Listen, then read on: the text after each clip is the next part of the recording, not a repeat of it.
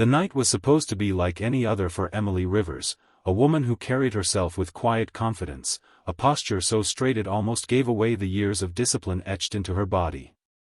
But to most of the world, Emily was just another face in the crowd, someone who lived a low-key life, worked odd jobs, and never drew too much attention.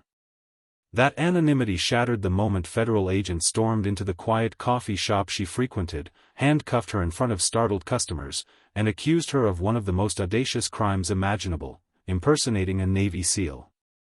Right there, with her wrists bound in steel and a dozen phones recording, Emily became a viral headline in the making.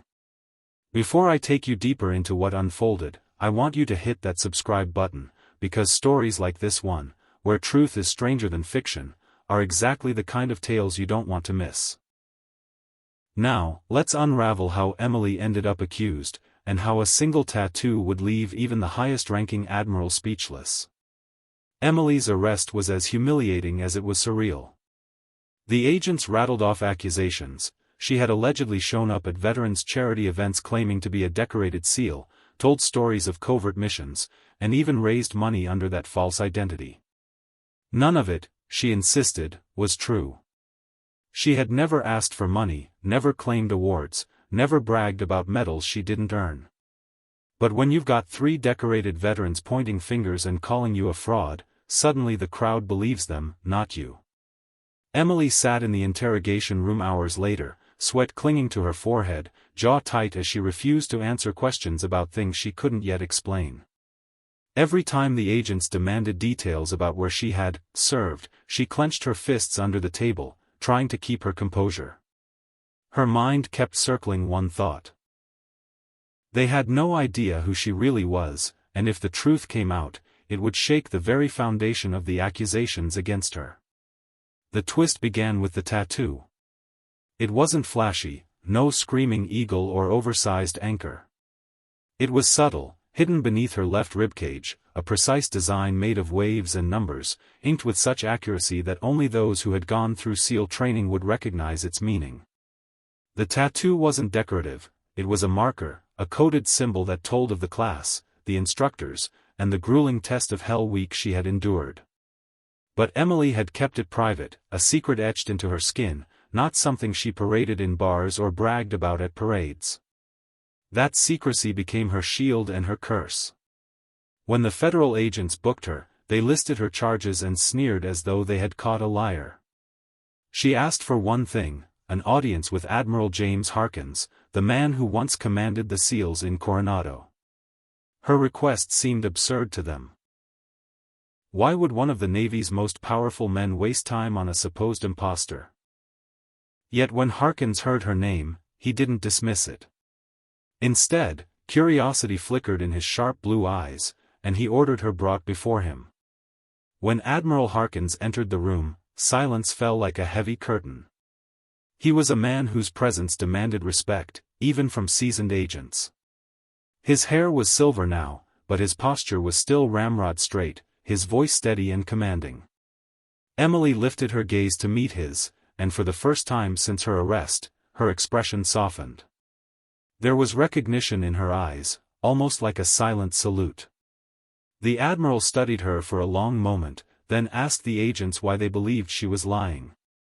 They fumbled through their explanations, statements from veterans, lack of service records under her name, inconsistencies in her background. Finally, Harkkins turned to Emily and asked her the question she'd been waiting for: if you're not lying, prove it. Slowly, with trembling hands, Emily unbuttoned her shirt just enough to reveal the ink on her ribcage. The Admiral's eyes widened. He leaned closer, tracing the pattern in the air without touching it, and then he whispered words that made the room gasp: "That tattoo's authentic." The agents blinked in disbelief. Authentic? How could that be? They had already combed through records.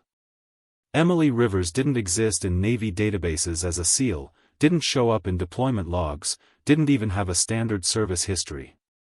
But the Admiral wasn't mistaken. He explained, carefully, that the tattoo wasn't something any artist could replicate. It was a quiet brotherhood's mark, earned only by those who survived the impossible. His confirmation left the room divided, half still believing Emily was a fraud, the other half realizing there was something deeper at play.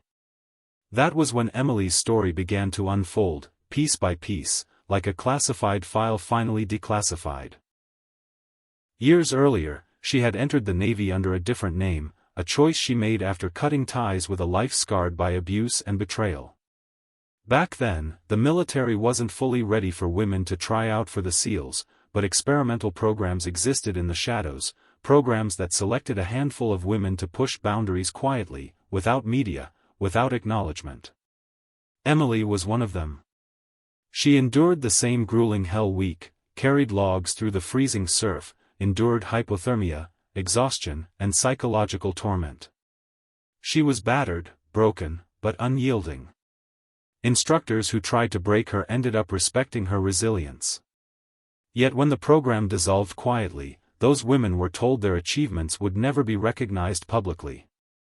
Their names were erased, their records sealed, their sacrifices buried under official silence. To the world, they had never existed. To Emily, that secrecy was both her pride and her prison. The Admiral knew of this program. He had overseen parts of it, though even he wasn't supposed to speak of it openly. Now, faced with Emily's arrest, he realized she had been forced into a nightmare. People accused her of false valor, when in truth, she carried a legacy no one dared acknowledge. He demanded her immediate release, but the agents resisted. Without proof in the system, she's still a fraud, one of them argued. That was when the Admiral's voice thundered through the room, "You don't understand, she's the proof. That tattoo is her record. And you're trying to bury someone who served in silence because you can't fit her into your files." Emily's release didn't immediately solve everything.